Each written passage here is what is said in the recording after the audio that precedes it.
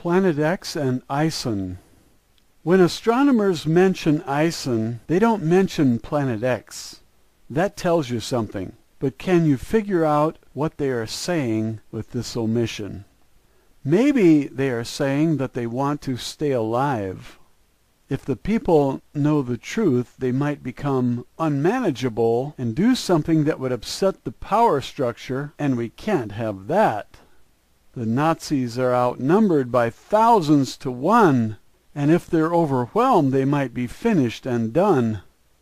When it's all over, the people might have won. Ison flew past Mars at a distance of just 7 million miles, and it's headed toward the sun, where it will zing around it and go back out into space. The comet is about a mile in diameter, made mostly of ice. But if there is any iron, the heat of 5,000 degrees Fahrenheit will melt both ice and iron, and this is what will give us the spectacular display. According to Professor James McKenney, comets are not just dirty snowballs.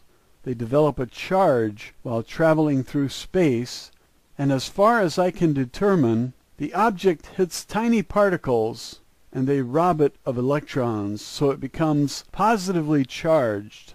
Do you know what a capacitor is? Comets are like a giant capacitor full of charge, and they need to discharge. The sun is hot, and that means that electrons are jumping into outer orbitals and being lost. The solar wind has a lot of electrons, and that's a big negative charge. What happens when a big negative charge meets a big positive charge? You see lightning. That's a discharge. And so you're going to see electrical discharges between comets and the sun. I would not want to be between the comet and the sun if I were a planet. That would be like being between the spark plug and the gap. Between a bear and your food while taking a nap. You're sleeping and suddenly you awake to get zapped. I'm sorry to disturb your peaceful nap. I just wanted you to know what it's like to live between the spark plug and the gap. Why are we having all these asteroids and comets? Why all the meteors and earthquakes and volcanoes? If carbon dioxide causes the atmosphere to heat up, why has it risen only half a degree or so? And why doesn't Al Gore tell you that the Earth is heating up from the core? It's because Al Gore is a whore, and he's been bought to tell you lies. The more you read and study, the more you will realize that we are sold on global warming so they can levy the first world tax. We don't need a carbon tax. Al Gore is not a scientist, and he doesn't have the facts. The truth is there is a handful of greedy men who want control. Al Gore works for them, and he's paid to be a troll. He didn't invent the internet, and his science is full of flaws. These misleaders don't want to discuss the science, and their reason is because the truth might come out, and they can't have that. You might discover that your so-called leaders smell worse than an untrained house cat. Karen Hudes is a lawyer, and she worked for the World Bank. Now she's a whistleblower, and if we come out of this, you'll have her to thank. For 20 years, she watched the money go where it shouldn't have gone. She's telling the world, and you should know her message and try to pass it on. Planet X is hidden from us because it upsets the powers that be. They are trying to create a slave labor force comprised of you and me. They have their Bank for International Settlements in place to do the task. Karen found 147 companies at the core of this evil agenda, which she has unmasked. The reason they want to kill billions of innocent human beings just as soon as they can is because they can't manage us, and the war on terror is yet another scam. The Patriot Act is unconstitutional and has nothing to do with protections. It's set up for control of the world's finances, and it's as contrived as their rigged elections. Germany trusted the Federal Reserve with their gold after the Second World War. When they asked to see it recently, they found a closed door. So they asked for the immediate return of 350 tons of their gold, and 7 years to deliver it at 50 tons per year is what the Germans were told. So the Germans stopped sharing intelligence with the USA in retaliation for the Federal Reserve theft of gold and foul play. The BRICS nation have set up their own currency system in protest. They have their own intranet, which opens in mid-2015, and Brazil says that NSA spying is their reason, and their ire is therefore expressed. Many nations want to tell you the truth about Planet X aliens and UFOs, but the powers that be fear a loss of control, and so they refuse to disclose. All these comets, meteors, earthquakes, sinkholes, and volcanoes are related. Coincidentally, it's been about 3,600 years that human beings have waited. If Planet X is coming, we are the last to know, but we know they built underground facilities for themselves in order to survive. They left the rest of us on the surface, and we will certainly struggle to stay alive. The dangers range from microwaves to a hail of comets and meteors, which will fall like the rain. There is safety nowhere on the surface, not in the mountains nor on the plains. Even if you survive, you won't have food to eat. The ports will be flooded when the sea levels rise. The stores won't be open, and you will do without your daily bread and your daily ration of hamburger meat. It would be nice if the government told the truth now and then. If Planet X is real and coming, we aren't being told when. Ison is coming, and that's another clue. Some of you are wise and suspicious, but I'm not sure about the rest of you. You seem so superficial calling us conspiracy theorists, but look at what you believe. 19 Arabs with box cutters brought down 3 buildings with just 2 planes, and you don't feel deceived? I wonder what's wrong with your head. Is it the fluoride in your water? If Planet X is real, then the Earth should be getting hotter. The core is heating up, the North Pole ice is gone, and glaciers are melting fast. Yet the South Pole is piling up snow, and the cold there is unsurpassed. Some say this proves that the Earth is wobbling. Now what could cause this? A large object coming in that's massive and magnetic, affecting the orbits of Neptune and Uranus, 2 large planets out on the fringes of the solar system's planetary disk? When you collect all the evidence and hold off on your conclusions, the facts of the case destroy all the Nazi propaganda illusions. Don't trust government. Conduct your own investigation. I know it's difficult to think with the rat poison fluoridation. We know now that they're putting things into our drinking water and our vaccines. They seem determined to dumb us down, and they will resort to any unethical, destructive, or criminal means.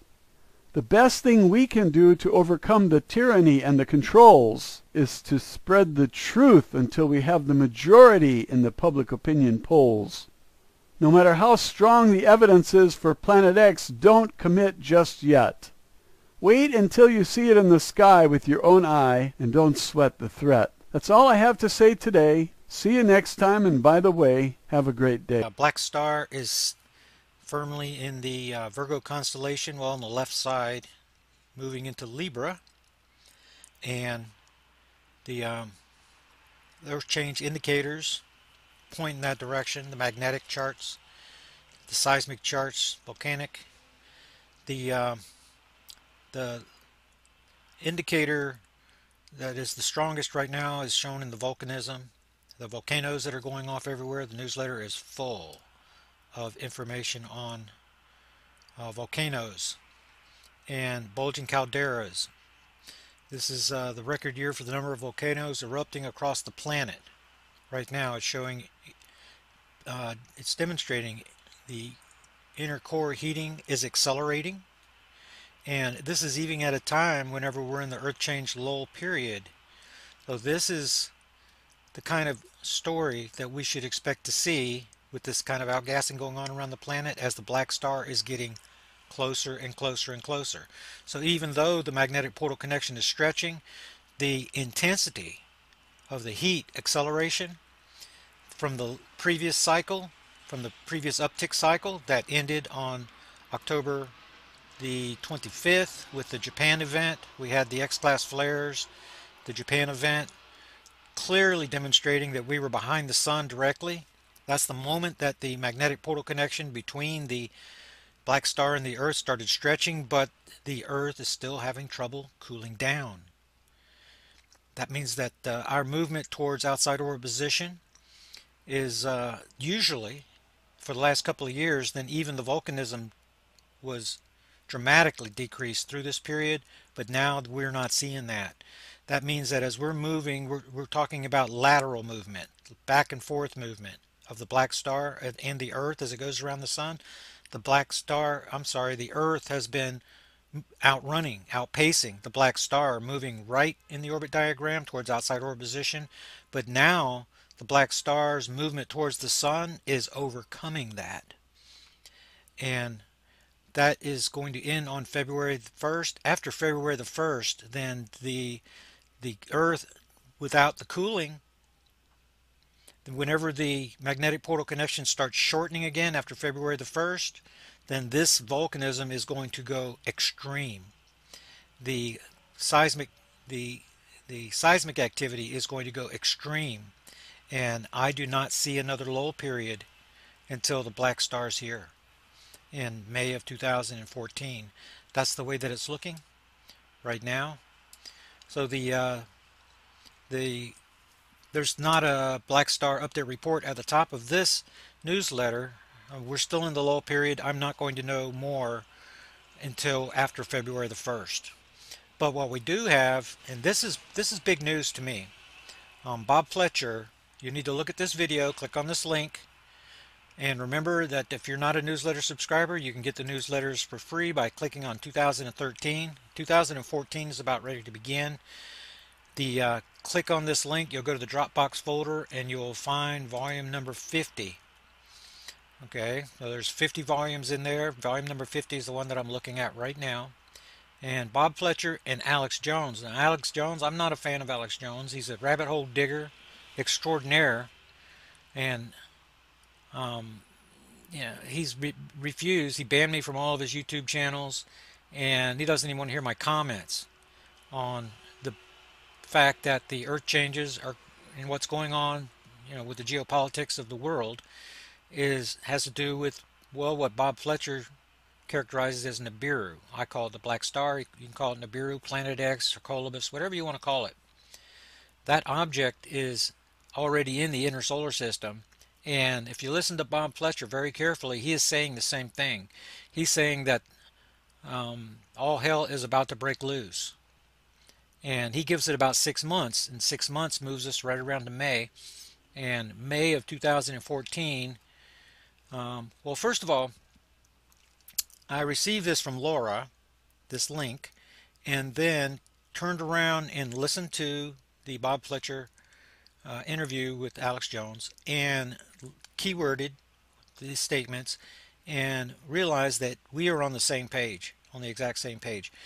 But what I see is that Bob Fletcher is pretty strong, like Deacon John, pretty strong in the geopolitical area, not so strong in the science area.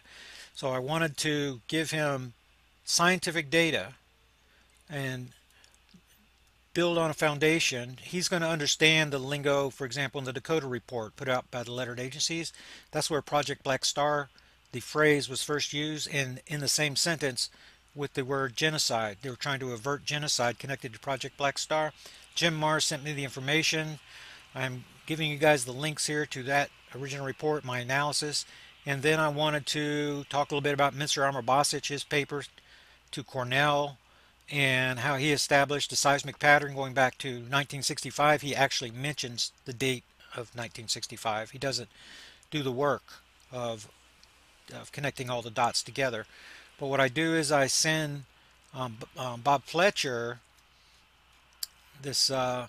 Bob Fletcher the information that I've put out here just recently in the charts. This is for the 2013 event timeline, and it ends here on February the 1st, 2014.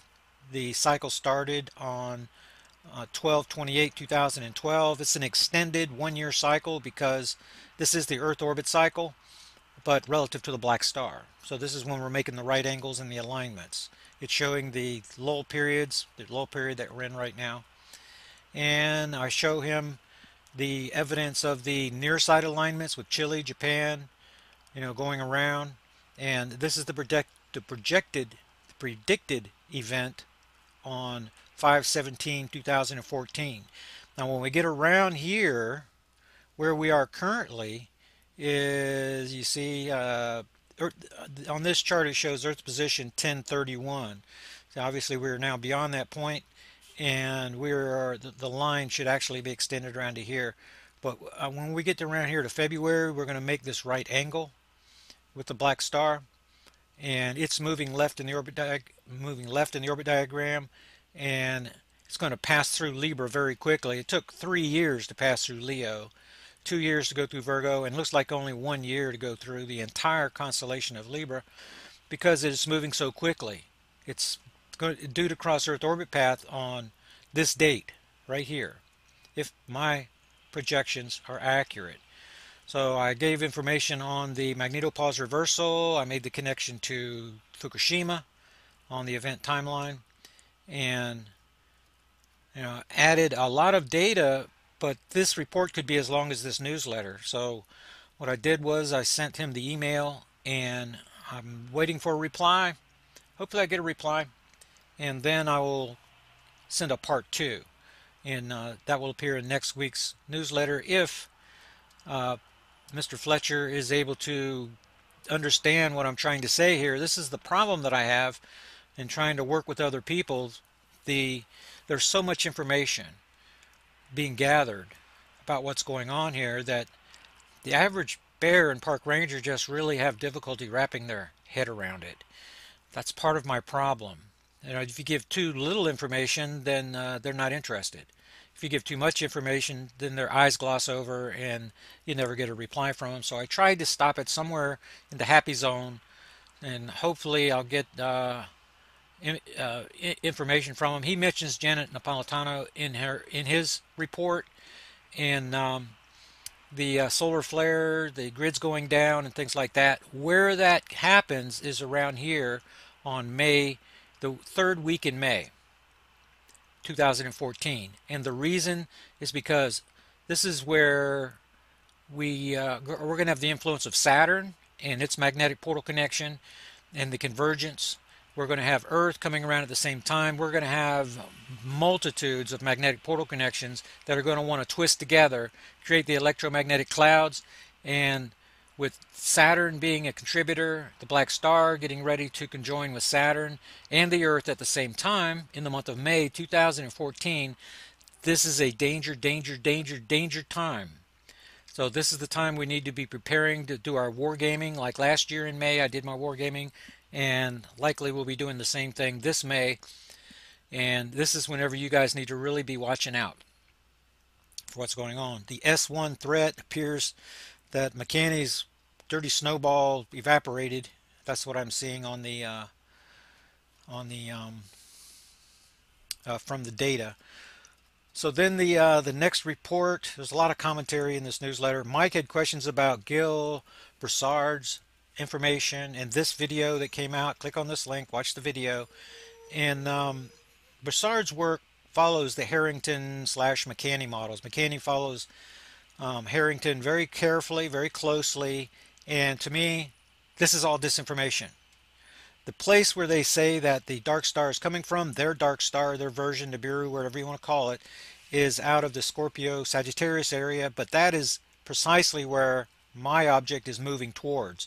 So if my object had already reached perihelion, if the object was slowing down, coming around the solar system, then it had already reached perihelion, then I could possibly, help to build a model to support their hypothesis, but I really can't do that. And whenever I even intimated that in last week's update, then Don the astronomer sent me an email right away and said it hasn't reached perihelion yet. the speed, the velocity is still on the increase, and that's the reason that the wedge shapes in our chart. Let me see if I get back there. The wedge shapes in our chart are still getting larger and larger. You see how these shapes are getting larger? They were smaller back here when it was taking the black star a longer time to move through the constellations. Now they're opening up. That means that the black star is increasing in velocity. And if it's increasing velocity, it cannot have reached perihelion yet. So the evidence is going to work against the Harrington model, the McCanny model, the Broussard model. All of his charts, I believe, are turned around. If you turn them around the other way, then they're going to agree with what the science is saying today. Okay, so what I'm trying to do is run an investigation based on the science and the astrotheology, what happened with Noah and Moses, and yes, there's some Bible in my work, and there's always going to be. I am a Bible thumper, and that's what you get when you listen to my commentary. But what we're seeing here is that the scientists are noticing more and more that the Earth core is getting hotter and hotter and hotter, which is the same as Jupiter's core, Saturn's core. It's happening all over the solar system because of these dual magnetic portal connections and the redirection of electromagnetism from the sun through the secondary magnetic portal connections that are running from the black star. That's the reason that the sun is not reaching solar maximum. It's because electromagnetism being siphoned off, internal pressures inside the sun are not accelerating. That's what causes the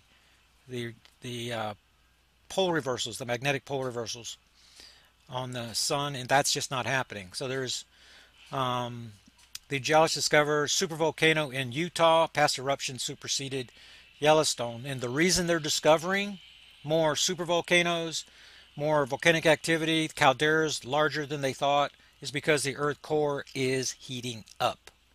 No matter what anybody says. And I saw something in the comments where what measurements are you using? What instruments are you using to measure the Earth core? I'm looking at the evidence given by the scientists saying that the Earth core is heating up. And that's what it, and looking at all the volcanism, this is not from the Earth core cooling down. Come on, give me a break here. So this is one of the indicators that there are changes going on in our solar system. The heliosphere is shrinking. The sun, the solar cycle 24 has flatlined, and it is not increasing. We are not seeing the sunspots that we should see reaching solar maximum. And that's the reason why. It has to do with the black stars. The black star getting closer and closer and closer. The indicator quakes, this is my biggest number in the chart.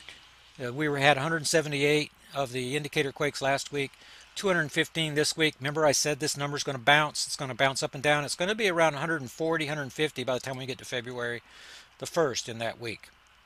So I'm out of time.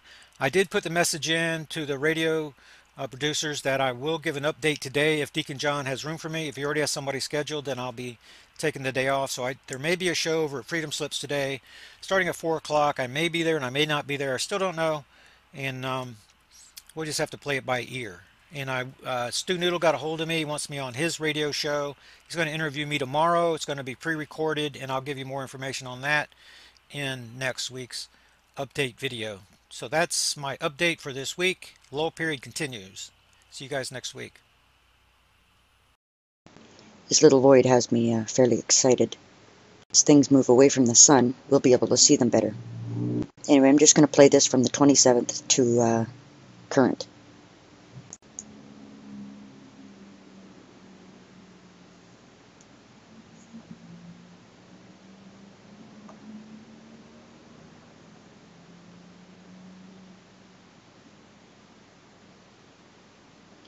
That interference could be what hit the other camera and made it jump.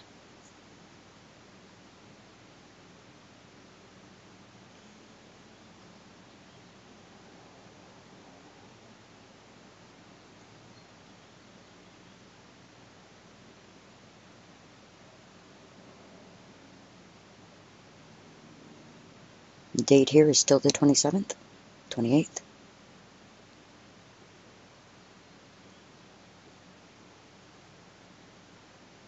I got my mouse just underneath the void, hopefully to point it out. See how it makes a line? Just like Venus here makes a line. It's an artifact of the camera. This one also makes a line, which gives me another indication that it's something is there. Light is reflecting or refracting off of this.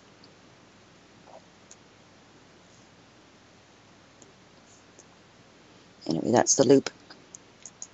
Anyway, as this thing moves away, we'll be able to see it, with the naked eye. I'm hoping. Yeah, I don't really know that we'll be able to see that because it is void of light. But I'm thinking the other telescopes will be able to pick it up.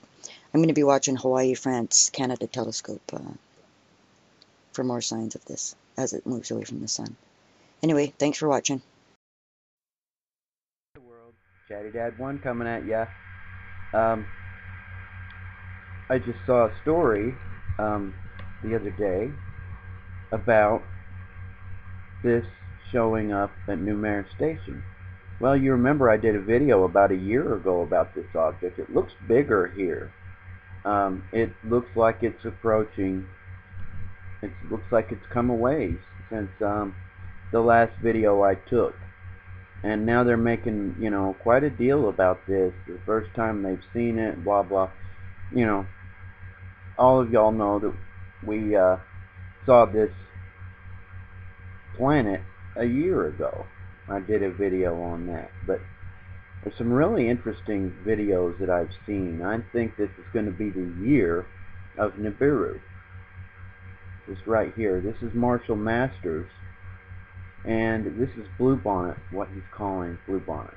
The blue star Kachina is what he believes this object is. This is his object of interest. This here is the lens flare that he's showing. But this is no lens flare. He's been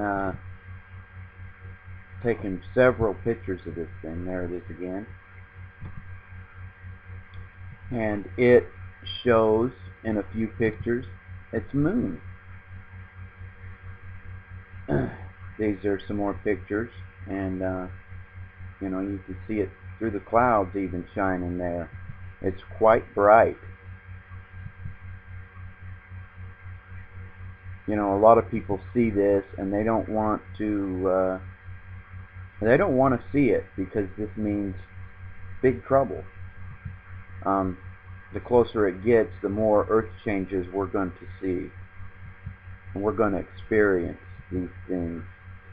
But all of us who read the Bible know that these things have to come to pass. This has happened before, and this will happen again. This is all, part of the workings of our universe. But these are some really, really good pictures of Bluebonnet, what he's calling it. These others that I'll show you, they're calling it Nibiru. I don't know for sure what it is, but he believes it's the blue star Kachina, and the red star Kachina is not too far behind. He's saying that we should be able to all see it clearly here in July, August of this year. I mean, you can already see it clearly. And there's some other magnificent pictures. I mean, look at this. It almost looks like you can see the moons. Here in another video, you can absolutely see the moons on it. But these are the best ones that I've found, and there is a lot of them. These are not what we've been seeing. Here's one, here's the moon here, and here's the diagram of blue star Kachina and the moons. And it's going to light up when they're in conjunction with this planet. There's the second one. And he's showing the movement and the rotation of it there. You can barely see it there. Or maybe this is it here. That's not a very good picture of it. There's a lot of stuff in the way. Here's this one here, down here. Quite a lot of clouds on that day. But you can see in conjunction with the planet, the moons, or the prevalent moon here. Now this was a camera that was taking pictures by a volcano, so it was, you know, recording the volcano, and it, you know, captured this in the background. And here's this and the moon again. I wanted you guys to see it one more time. It's very, very, and very neat. Really cool. I mean, what a time we live in. We're going to get to see this thing close. We're going to get to see what people haven't been able to see. Most people that lived on this earth have not been able to see this kind of thing. They have not been able to witness the stuff that we are witnessing. And this is his website here. You can go there and check this out. It's really neat. This is another person that caught a bunch of pictures of this thing, and he's moving down, showing the time it's moving.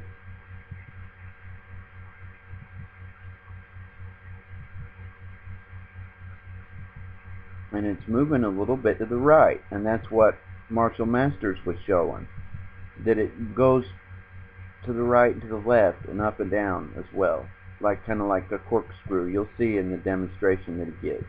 It makes a lot of sense when you'll see it.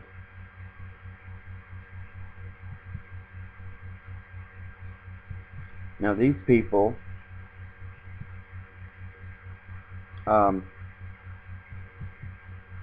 have seen this thing. This guy here has been videoing this thing for weeks now, for a couple of weeks, and he's seen, the first time he saw it, he thought it was a UFO, but now he knows that it's not a UFO, that it is a planet, and he can go right outside and pick it up. He knows right where it's at, and he goes and films it. This is a compilation of the best of his pictures, and in this one you can clearly see the moons. And for some reason it turns into this looking thing. I don't know what that is, but it's pretty amazing. But some of these cameras that they have nowadays are just unbelievable. Really good. And there it is there, kind of with a fog around it or a fuzz around it or something. I don't know if that's electrical or what. And you can kind of see one of the moons there, it looks like. See the two? There's two of them. That's what he sees when he zooms in, is that this thing it isn't just one object, but it's several. And you'll see that.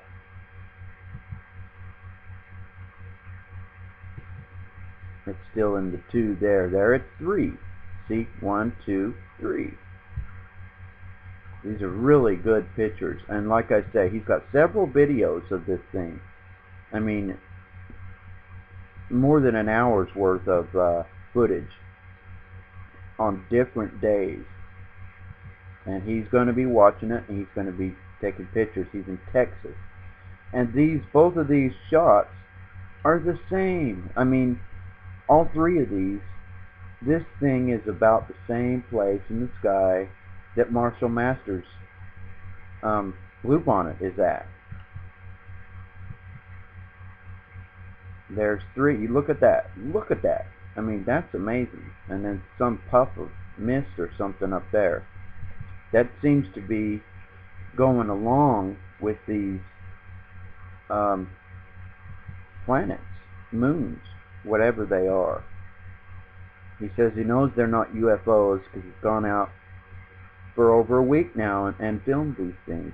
And they follow the same pattern every day. They're right, you know, right after sun, right there at sundown, right to the right of the sun. Both pictures, the same thing. Look at this. The year of Nibiru, y'all. And we're going to see more and more of these amazing pictures and this amazing footage as time gets further and further approaches. And like I said, it turns into this. It's quite amazing. I don't know what in the world that is. I don't know if it's sun reflection or what, but it's pretty neat. And this is why he thought it was UFOs, is because it turned into this on him. Now, I don't know what the deal is with it, but it's pretty amazing.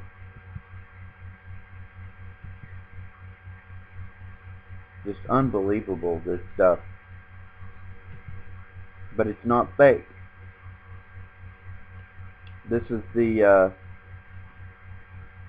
second video. This isn't Marshall Masters. This is no, I'm sorry. This is Music Player, 1979. This is the guy here that you just saw his video. This is Planet X Nibiru the Rising. Now this is the 100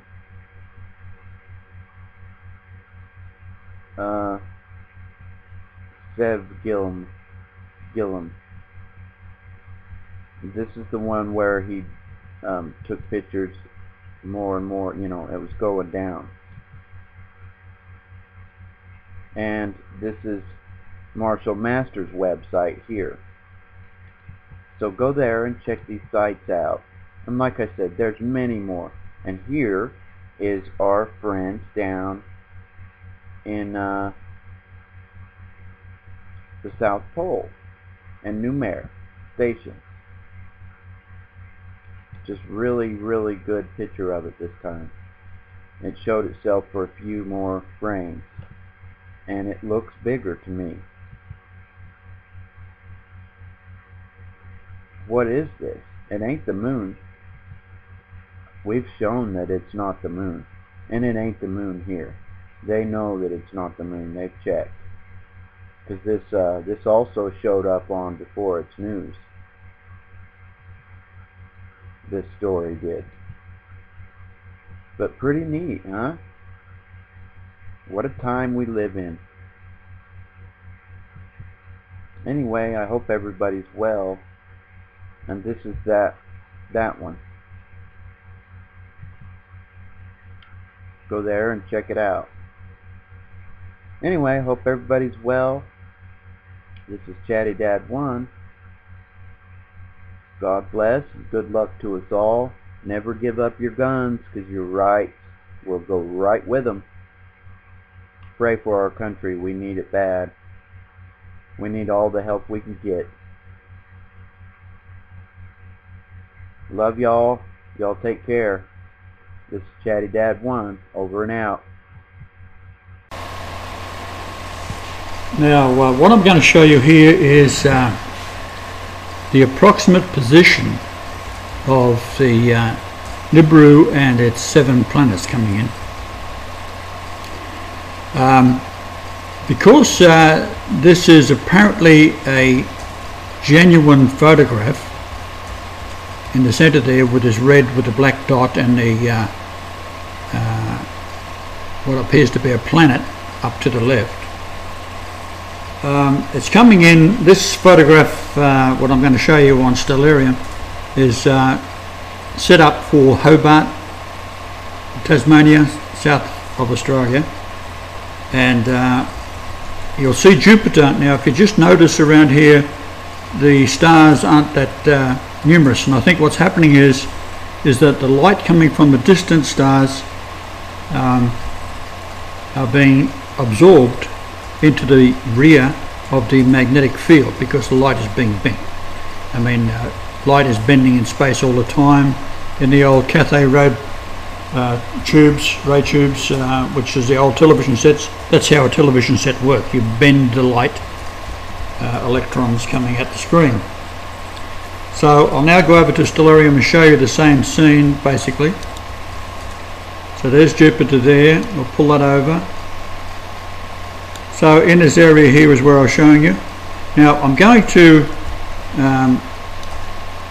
show you what happens when we get out and away from that spot that I've determined where this is going to be, and you'll see how the light comes on. And then as we go back towards where I think that the Nibiru object is the lights go out, so I go back again, the lights go on. So the light is being bent and absorbed by the Nibiru object. So we'll go up now towards Taurus, which is up here, and you'll see the light comes on again. There's Taurus there.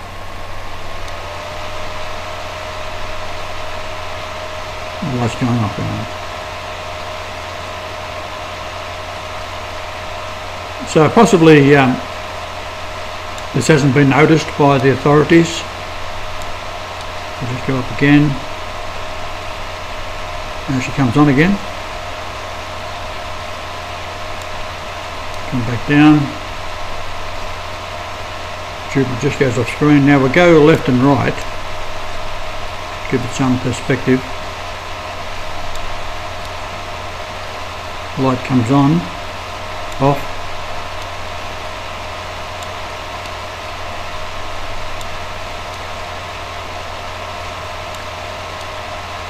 The light comes on again. So it would appear to be around this area here. Not to say that it is, but it appears to be that's where the effect is occurring. Now, it could be behind Jupiter itself. It could be over this area here, but somewhere in this general vicinity. So that's just a little update on what I've been able to determine could be a possible indication where it is coming in from. And of course, Castor and Pollux down here is the twins, first and second coming. So I'll talk to you later. Okay, what is in the constellation of Leo?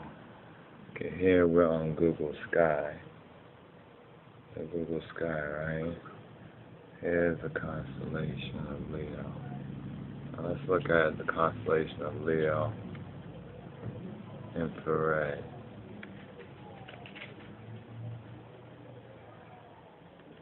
See that right there?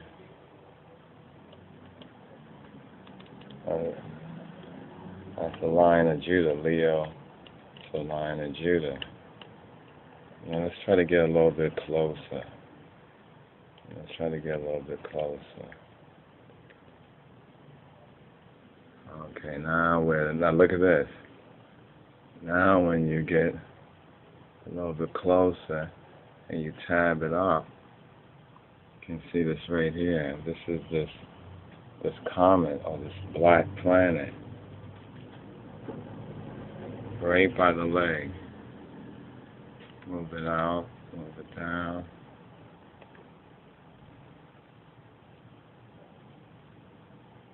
Move it in. Click on the constellation of Leo. Where's Leo? There's Leo right there.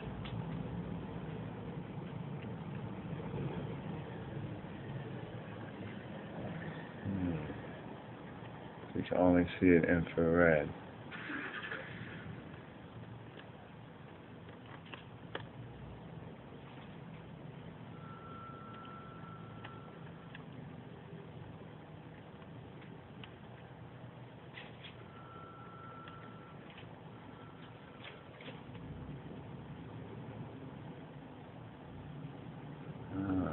Let me zoom in.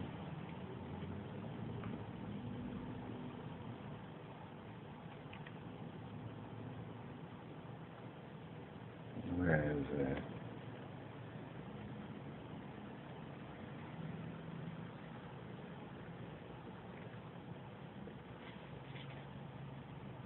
Third time the constellation of Leo.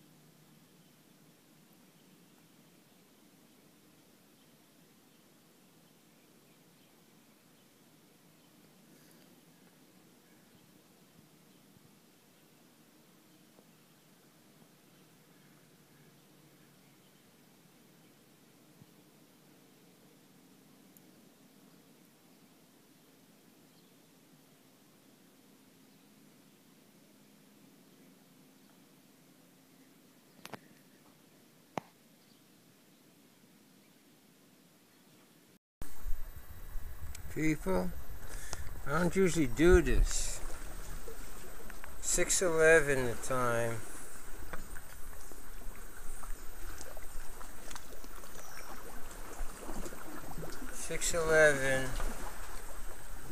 We're down here. I usually use the other camera, but this is most unusual.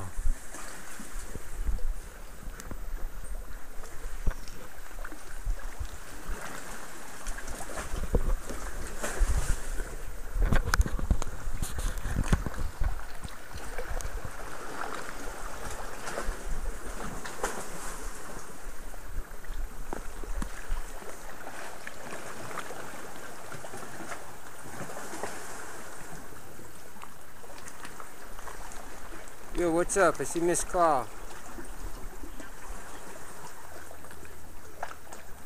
Say what? Today? Nah. Why? What's up? You have something lined up?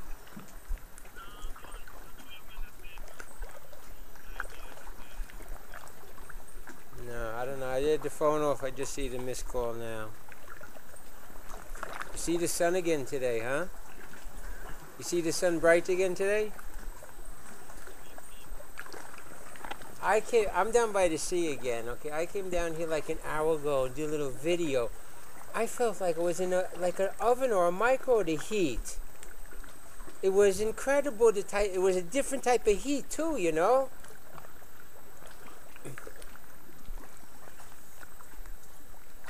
Hey, you know, I can see him up against the sun, or when he's traveling, he's up against the sun, you know. Or when the sun was up higher, he's with him. Anyways, later.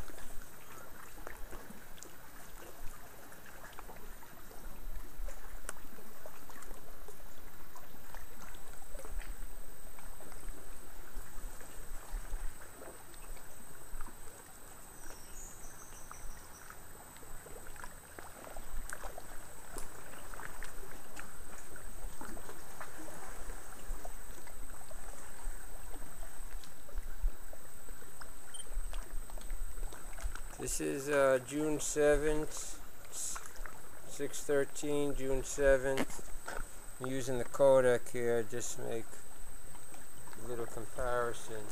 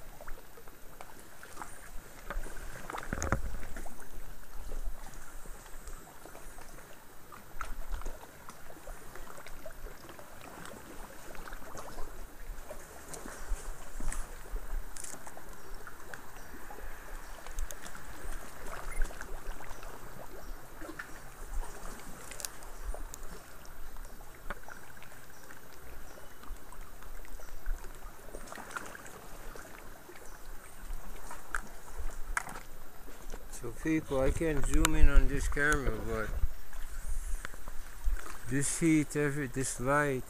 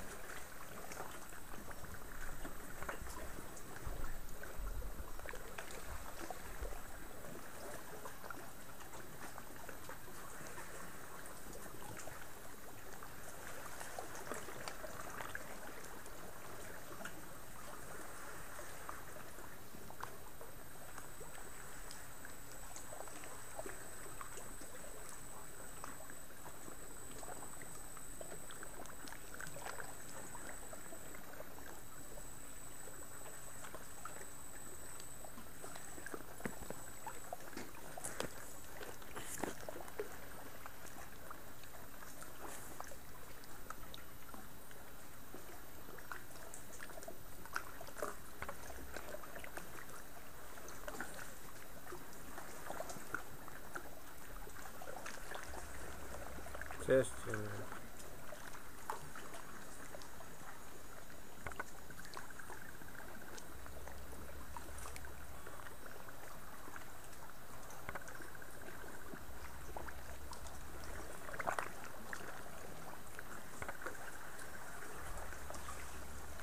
Boy, I can't get this thing.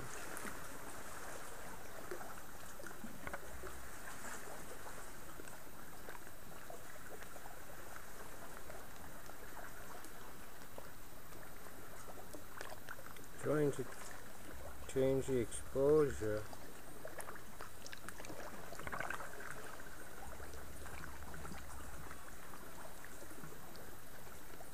Doesn't look like I can do much better though.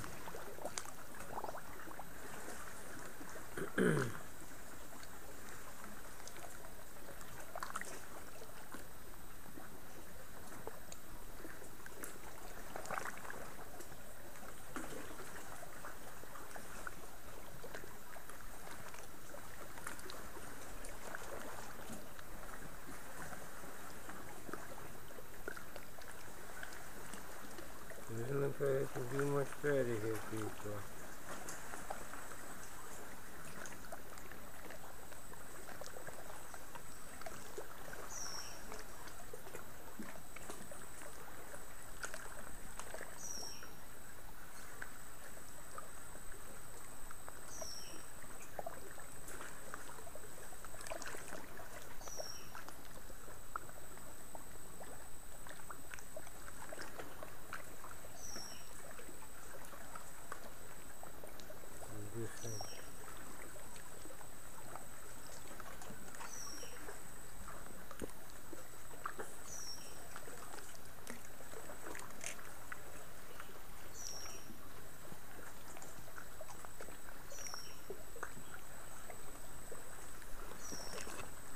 That sun just cold out bright, man.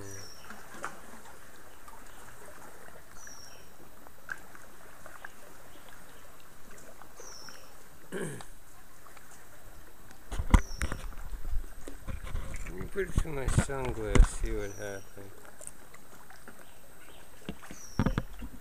Look at that. You see it?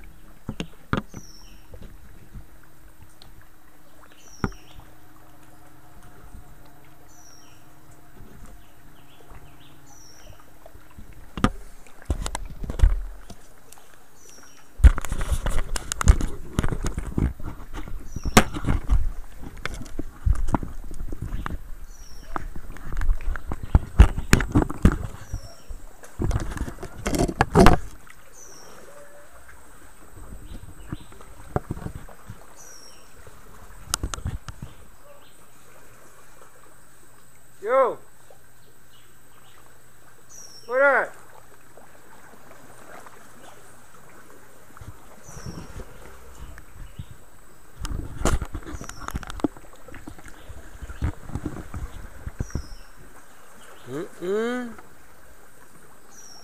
I saw that.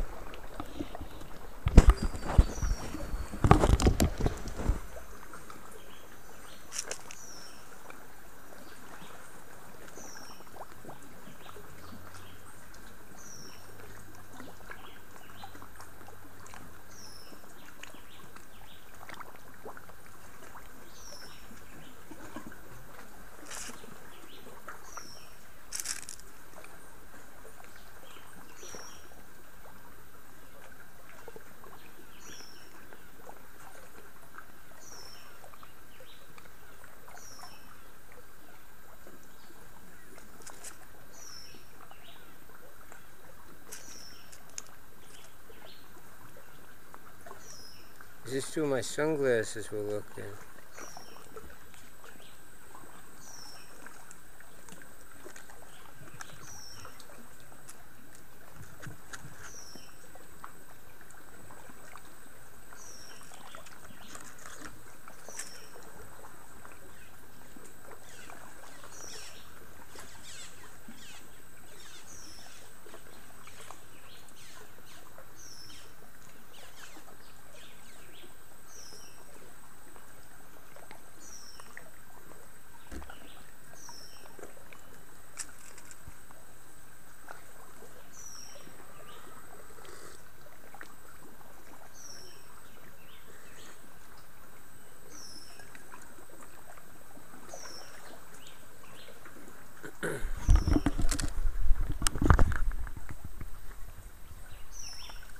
to the...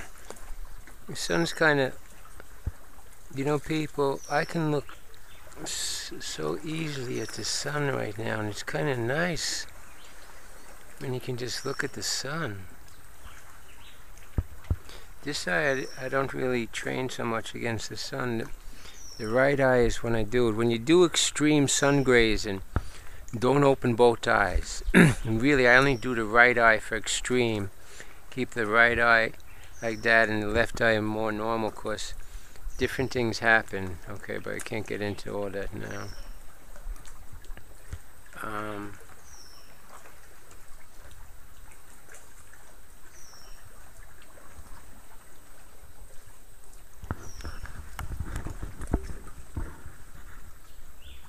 Bless up, Father.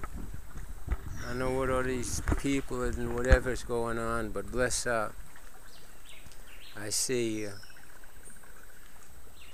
I see you.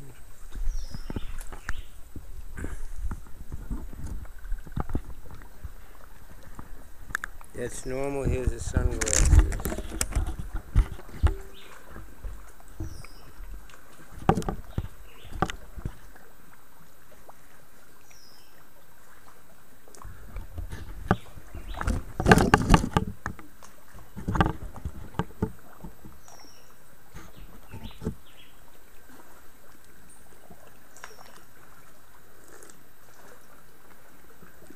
The sun is way too bright for normal thing, people.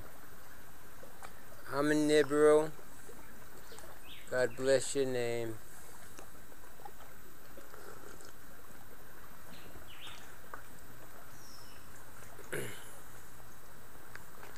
God bless your name.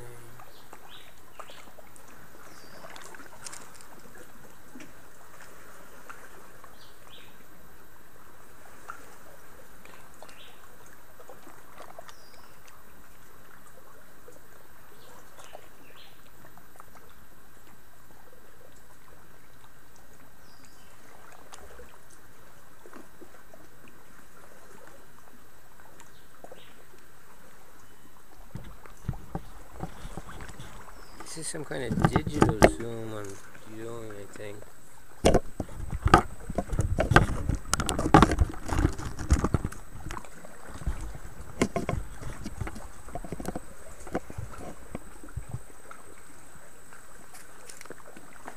With some sea moss floating there, some seaweed. Comes when the water gets warm in the summertime.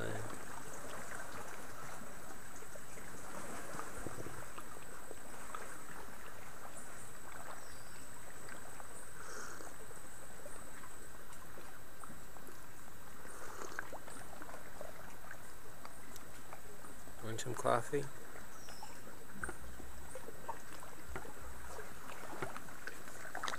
You want a spliff?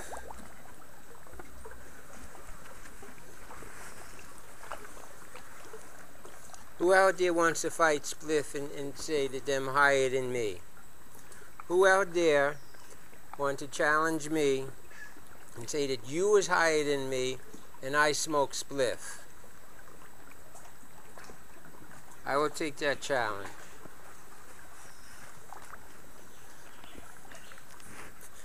I will take the challenge from anyone who don't smoke spliff and say that they is higher than I.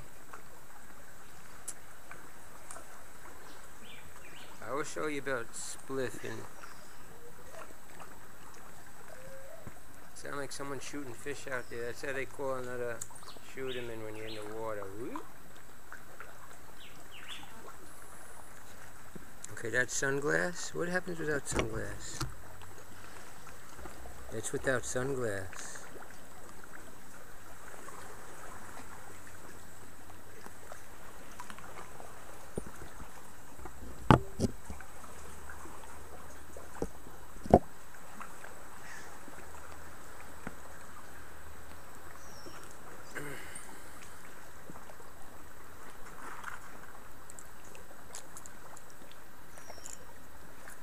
Okay, you know, people, I have to show you.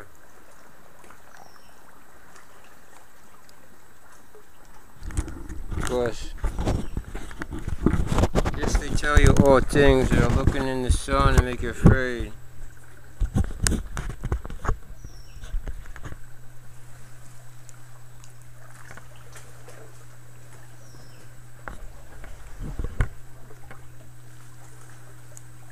See this sun? The sun is down a little bit. Don't you? Okay, right now I'm looking at the sun through the binoculars. I can see I'm in nibiru. He's in the lower left. He's in the center, kinda, but in the lower left of the center. And he looks much smaller. They talk about the stellar parallax from June 5th. He looked much bigger. And he was smaller yesterday and even smaller today. So figure that with all them fuckery, what they tell you about Venus transit and they're doing stellar parallax. Tell them to talk about the brightness, what a dark hole is, a dark spot. It's because he's light ship sucking the starlight ship. And as he's taking in the light, how they work, whether he's making a portal, whether this is opening a portal or a stargate, and that's why we have so much energy flowing in us. But they have fooled us to how we're supposed to interpret this energy.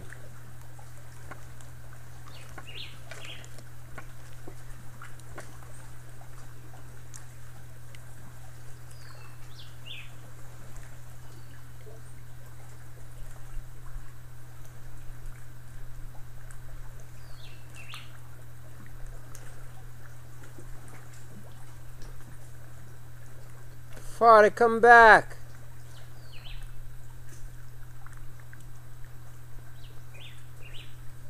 Fucking people.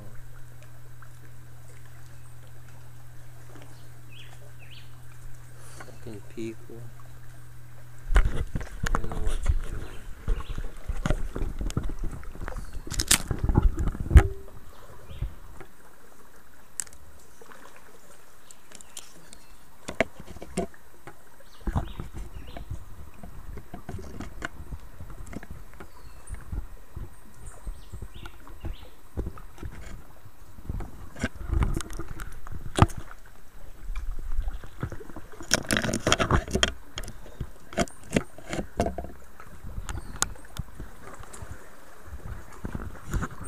Come on, camera, quit fucking with me.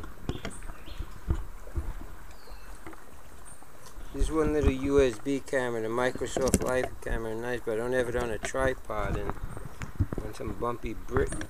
You bumbleclad want to get me pissed off now? And all the nice people listening?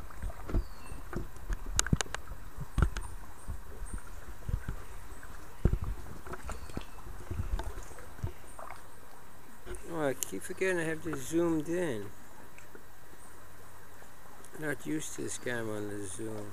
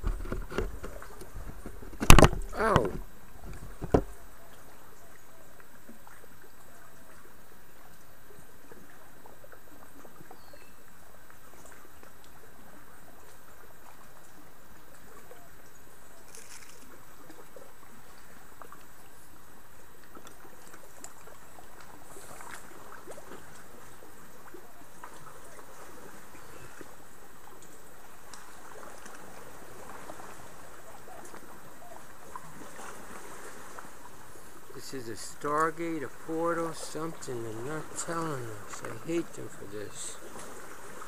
I hate you fucking people who keeping this from us. If you're a people or a hybrid, I don't know what the fuck you are. I fucking hate you though for this. You gonna tell me you can't tell the people? You gonna tell me you can't tell the people the truth? And you made up all the fucking lies? You made up all the fucking lies and tell the people all the lies, and now you say you can't tell the people the truth, you motherfuckers. You motherfuckers. You're gonna get something on your seed, and the seed of your... You think your seed is gonna escape what you did? You think your seed's gonna escape it? Big boys? Go hide in the fucking ground. I don't care where the fuck you go. Because you know. There's one source. You can't hide. You can go inside a rock and you're still with it. Go inside a rock and you're still with it. So where are you gonna hide? Where are you gonna run? Tell me, big boys, where are you gonna run? Inside a fucking rock?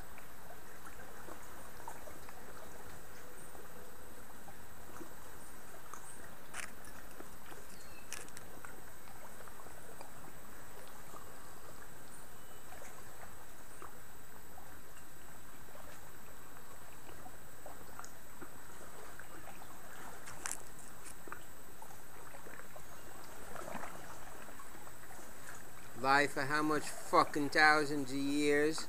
The Father come here to check on us, and you fucking lie again? Huh?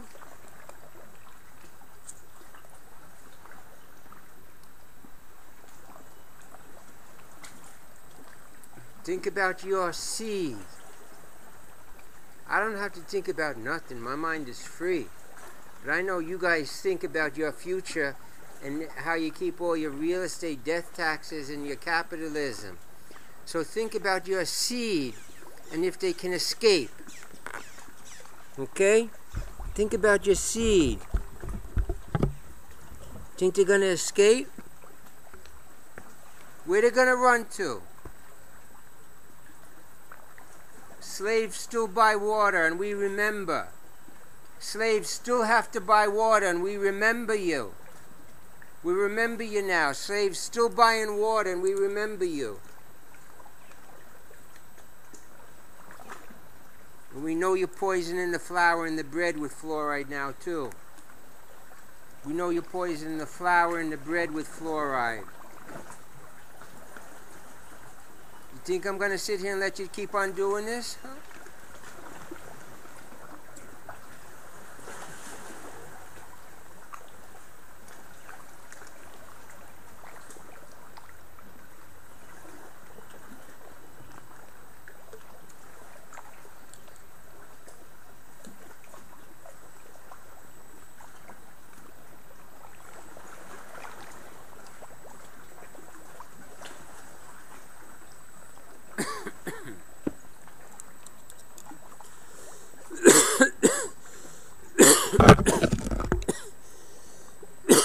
This is a binocular.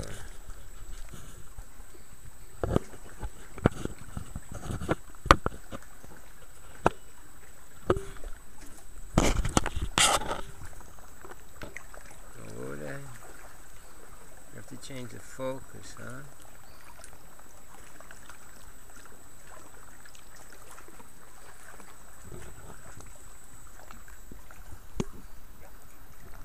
What you gotta do? Make the focus 4?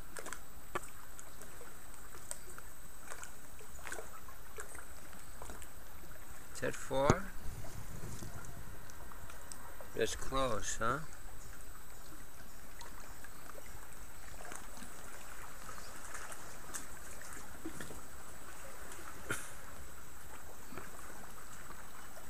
That's making it 4? Almost look better.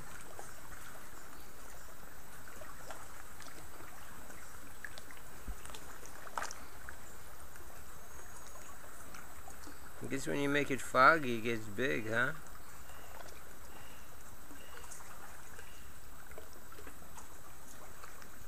Alright, come on back. You're gone, like, where I'm screwing around.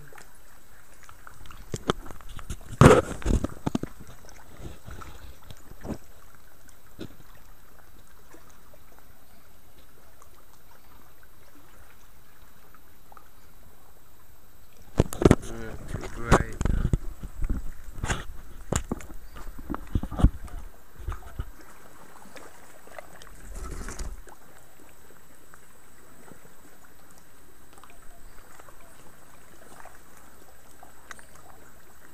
Okay, now if this was Venus, you wouldn't see a dark hole, you would see a dark spot, you would see a bright spot. Venus is bright.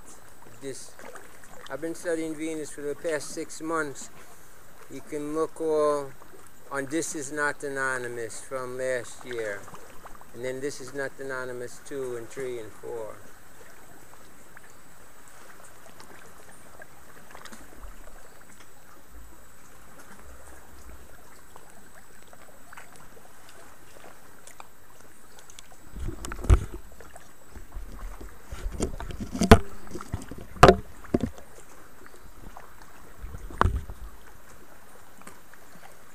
Can handle it now, I guess.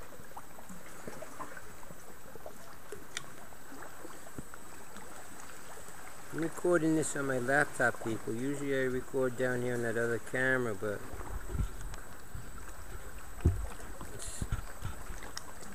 it's sure make it easier for me to upload.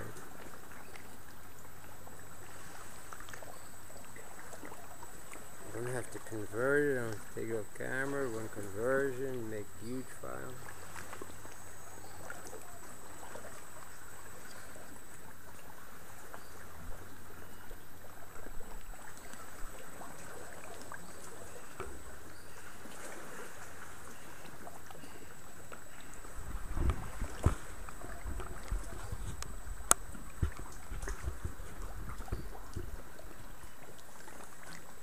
Well, I think there's going to be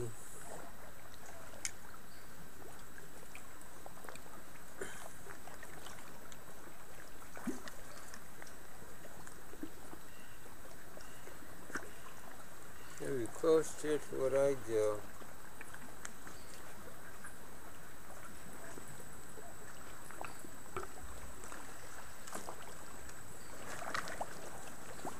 I know they have a base down here too in the sea. You know, the deepest part in the Atlantic Ocean is just up that way to the Cayman's Trench. That's the deepest part of the Atlantic Ocean, you know. Just about 100 miles northeast of here.